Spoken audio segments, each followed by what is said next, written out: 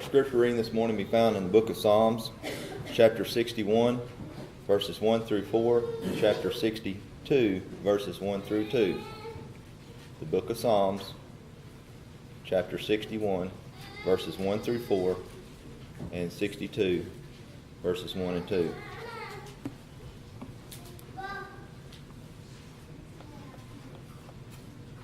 Hear my cry, O God. Attend unto my prayer. From the end of the earth will I cry unto thee. When my heart is overwhelmed, lead me to the rock that is higher than I. For thou hast been a shelter for me, and a strong tower from the enemy. I will abide in thy tabernacle forever. I will trust in the covert of thy wings, Selah. Truly my soul waiteth upon God. From him cometh my salvation. He only is my rock and my salvation. He is my defense. I shall not be greatly moved.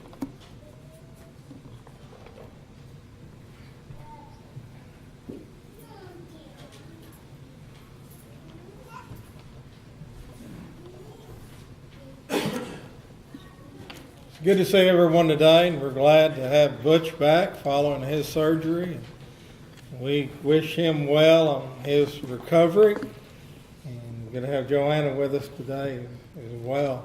I know they're glad to be here. It's one thing you need to learn about me, and that is always check me out. Even my preaching, check me out. You can do it really well with the outlines now, but I do make mistakes. There's no telling what numbers I looked at. I even looked at the invitation song wrong. It says 584, and I was looking at 884, and I thought, man, that's a unique song. I like that. And I thought, no, it's 584. But anyway, that's just the kind of day I'm having. So I'm going to get this lesson done. Y'all can go home. And I can go home too. But anyway. Hear my cry, O God. Next week, we will be having our potluck, and also honor Alex Perky, our graduate, the only one we had from Southside this year, and we'll be honoring him during that time. And Ez and I will be leaving late Friday night. Our plane leaves right a little bit before 8 o'clock, and we'll be going to New Jersey for a week. And so Dwayne Milligan will be bringing the lesson next week, and then next Sunday night we'll be singing. So mark that down, plan, throw an extra potato in the pot if you want to, and I hope that you enjoy the time that you have together next week. I don't know what you're going through in life right now. Your life may be pretty good. Your life may be difficult. But the one thing that I did as I studied this lesson and thought of this lesson is, I thought, how can you take this lesson and it means something to somebody where everything's just rosy in their life, no problems? Well, I think you need to talk to them about when the dark days come. I want you to imagine a situation that would really shake the very core of your existence. What would it be? Would it be trouble with a child? Would it be a health problem? Sickness of a mate? Would it be losing your job? Your home burning down? What would be the thing that would shake you beyond measure? I want you to think about that, and I want to ask the question then, who would you turn to during times like this? You see, when we look at these Psalms, and we look at Psalms that especially ask God help me. God, will you be with me? God, will you bless me? We need to realize that we go through life, and that life sometimes is filled with so many things that it just really gets us down. And there are trying and there are difficult times in life that we face. Inez and I will be married 37 years on June the 3rd. And as we look back over those years, there's been times in our life when we've faced some difficulties and we've faced some problems. And as I look back in my life, and as I look at the life of my dad and my mom and some of the things that happened there, I say that they faced a lot of difficulties in life. And the one constant thing that I think that I can see in their lives is that they always had God, and they always had Christ, and they always had that anchor that helped keep them grounded. And what I want us to think about today is the four things that we read out of these Psalms, and we're going to look at Psalm 61, a little bit out of 62, and a little bit out of 63. But we're going to look at four things that we need to realize that teach us that we need to lift our voices up to the God of heaven. Psalms, of the 150 of them, many of them have this same type of feel. Many of them have this same type of theme. The psalmist finds himself in problems. He finds himself in distress. And what he does is he pleads with God, and he lifts his voice up with God. And so I want you to think about a time in your life. Maybe it's now. Maybe it's now that you had a great burden and you just needed to lift your voice to God. Number one, we need to realize that we need to lift our voice to God because of the fact that He hears our cries and our prayers to Him. He's attentive to us, according to verse 1.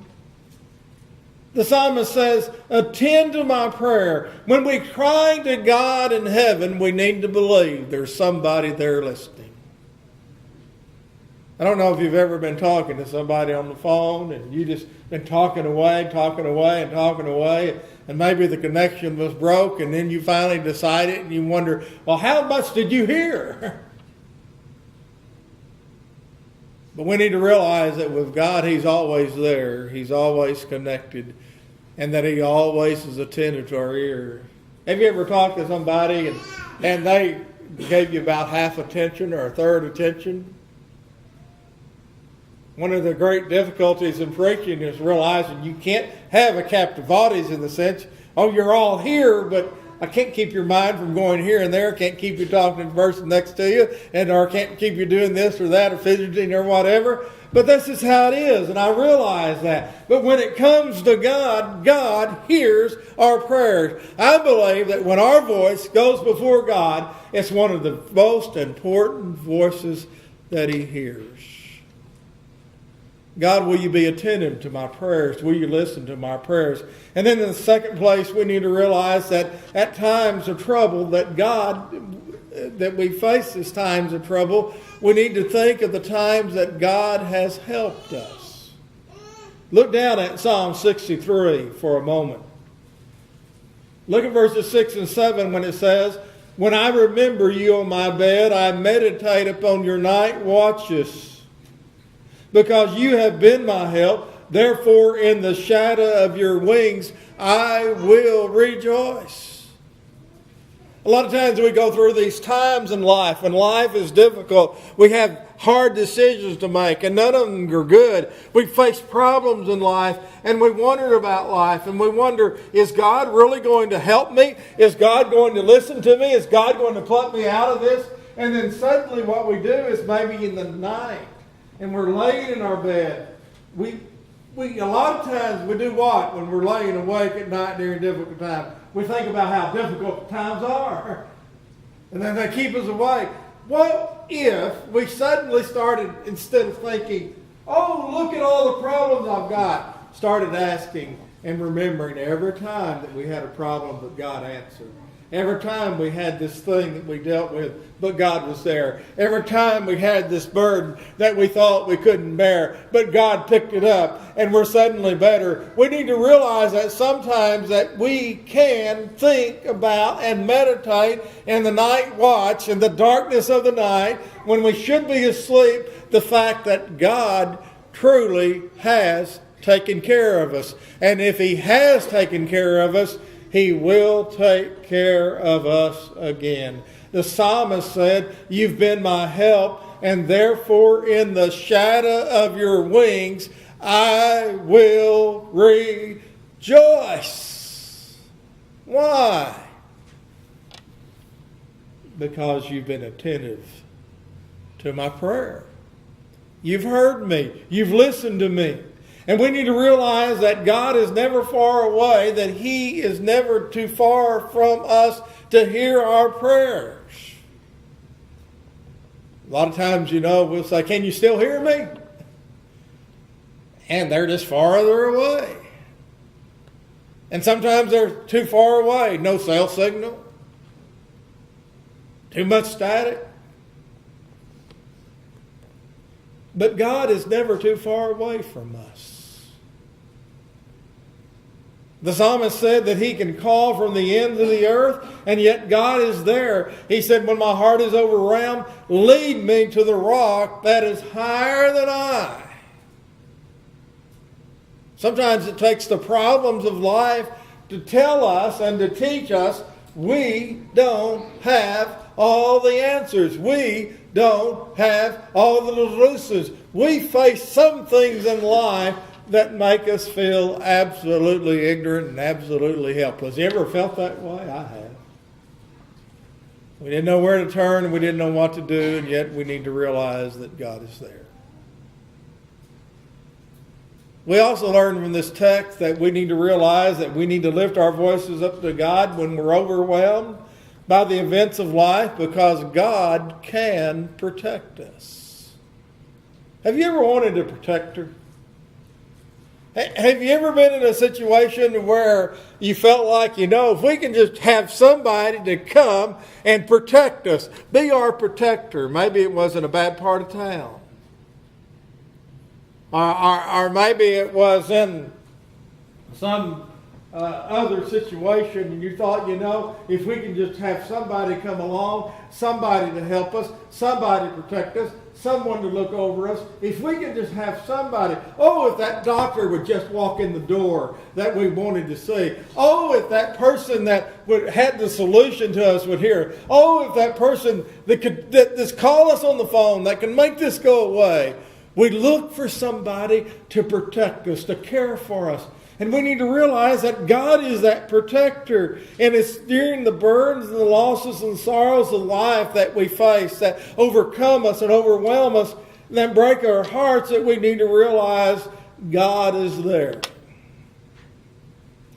A good example of someone that knew what it was to face the burdens of life and the trials of life is Jesus.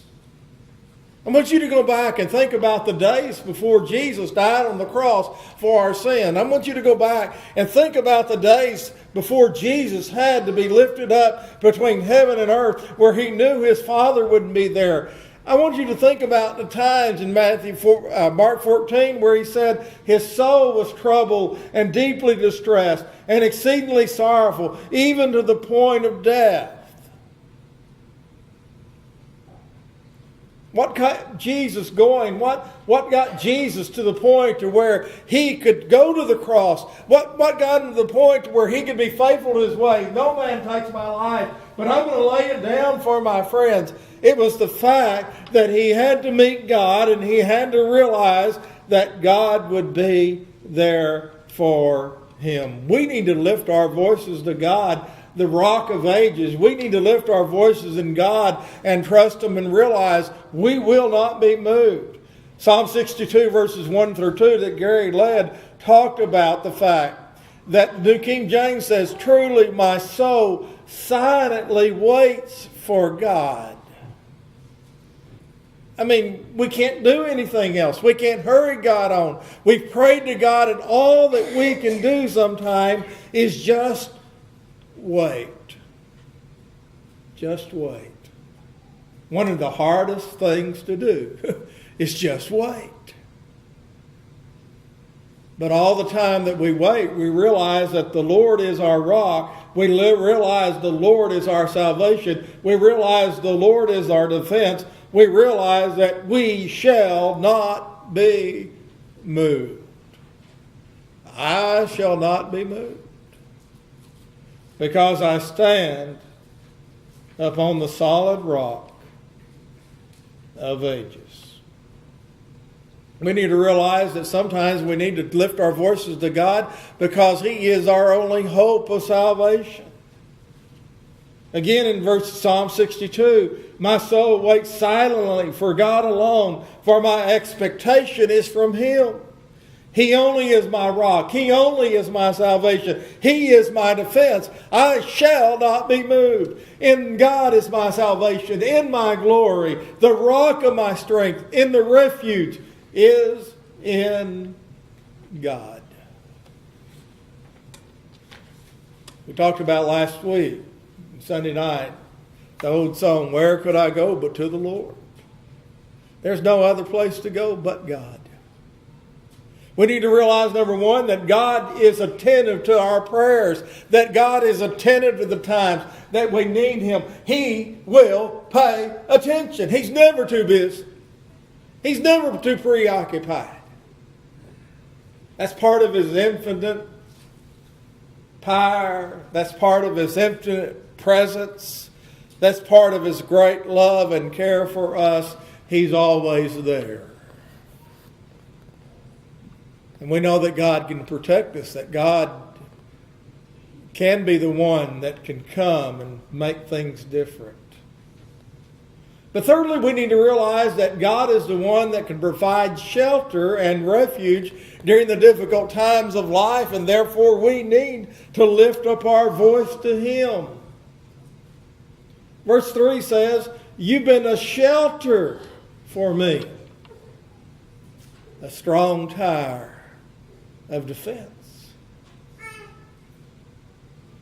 I want you to think about the fortresses that have stood and fallen. You know, the Jewish people, with the destruction of Jerusalem, there was a small group of them that fled. They went to a place called Masada. When they got there, they had a fortress. It was a place that was not easily accessible. It was a place where they felt safe. It was a place where they sought refuge. But it was a place that the Roman Empire wanted to overcome. A few years ago, there was a good TV show on about what happened at Masada. But the thing you need to realize is that the Roman government came and they kept on and they kept on and they kept on, and they finally found a way to penetrate. They finally found a way to come in, and when they did, they got there, and most of the people had already taken their lives because they didn't want to be killed by a foreign power like the Roman government. And what we need to realize is we can trust in people that let us down. We can trust in fortresses that let us down. We trust in governments, they fail us. We trust in friends and family, and sometimes they're not there for us. We sometimes look for someone to help, and we can't find that help, but we need to realize that the Lord is there. He is the shelter. His wings will protect us. We need to realize that He is the tower that we can climb to, and that He'll never, never, never let us down. He provides shelter, and He provides refuge during the difficult times of life. Where do you turn during the times of life that you have more questions than answers?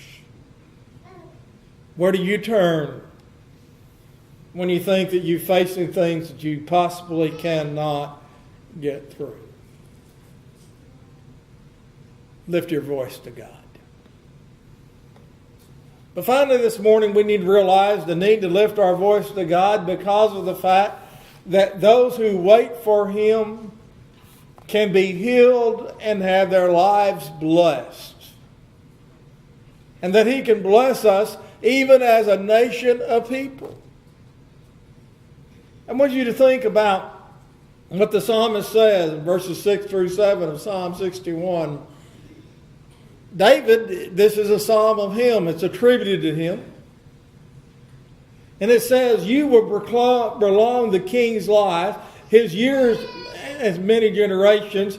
He shall abide before God forever and prepare mercy and truth which preserve him. We need to realize that God hears the prayers of His people. That God blesses His people. Look at Psalm 62, verse 1. Truly, again, my soul silently waits for you.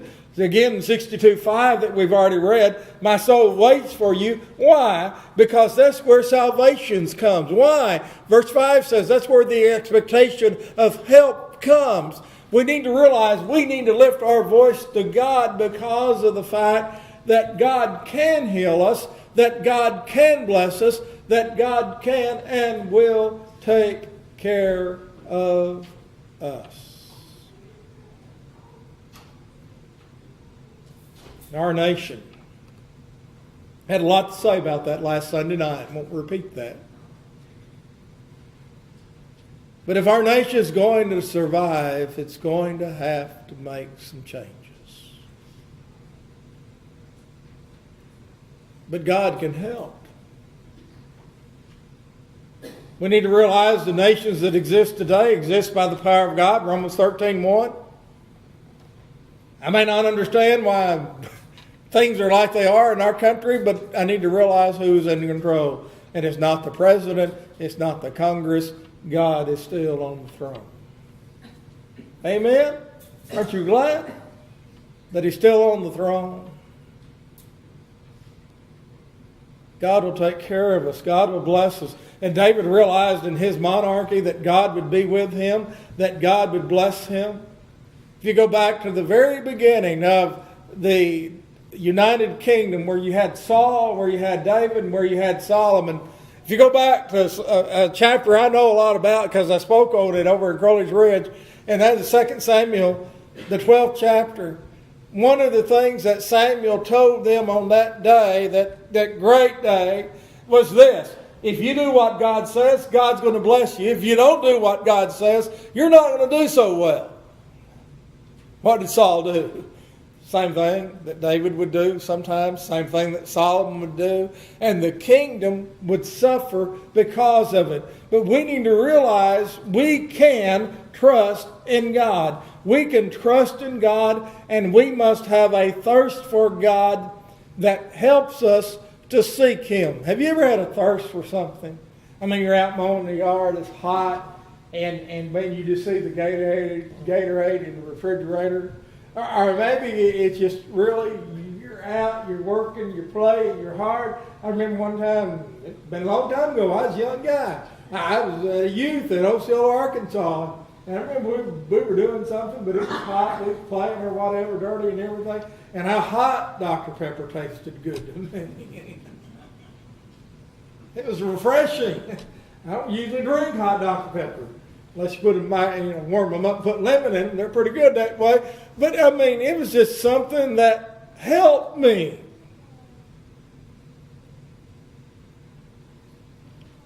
That's how we need to thirst for God.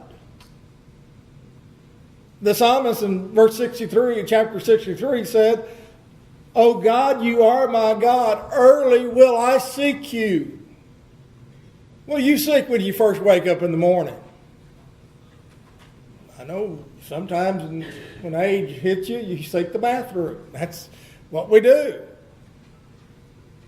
Some folks that don't have to seek that first, they seek the coffee pot.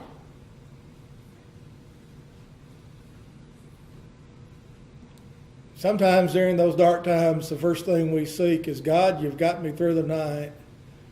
Can you get me through the day? You see, you need to realize that God is there. The psalmist says, early will I seek him. My soul thirsts for you. My flesh longs for you in a dry and a thirsty land where there is no water. Why do you think people see mirages? Maybe it's to get them through. You know, they're out there, and it's hot, sun's beating down, no shade for 20 miles. And then all of a sudden they look and they think, oh, there's that oasis. Look at those palm trees, and you see the water out there and everything. And so you go 10 feet or you go a half mile, you go 5 feet and realize it's just a mirage, it's not there. Did it make you any less thirsty? No, it took your spirit, it almost crushed it, and you think, I'm going to stay down here and I'm just going to die.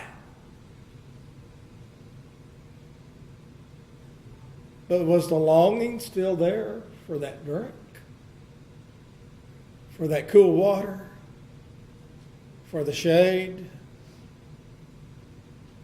You see, we need to realize that during the difficult times of life, that God is there, and we need to have a thirst for him, like we're in that dry and thirsty land where there is no water. And so the psalmist says, I have looked for you in your sanctuary, and I beheld that you have power and glory. Sometimes we just need to remember the Lord is in his holy temple. Let all the earth keep silence before him. Keep silence. Keep silence. Keep silence before him. He's on the throne. Today we began, and I ask you, think about the darkest night you faced. Think about the hypothetical problem that would really shake your foundation. One day you won't have to make one up. One day you'll face it as a reality, maybe. But the question I want to ask now is, would you know to turn to God then? Because it's what you've always done. Or is your life one that's, maybe you're not a Christian, and you would turn to the world will let you down. If you're not a Christian this morning, you're going to face the same trials and tribulations that the world faces. But you're going to face them without God. And you're going to face them without Christ. And you're going to face them without the church.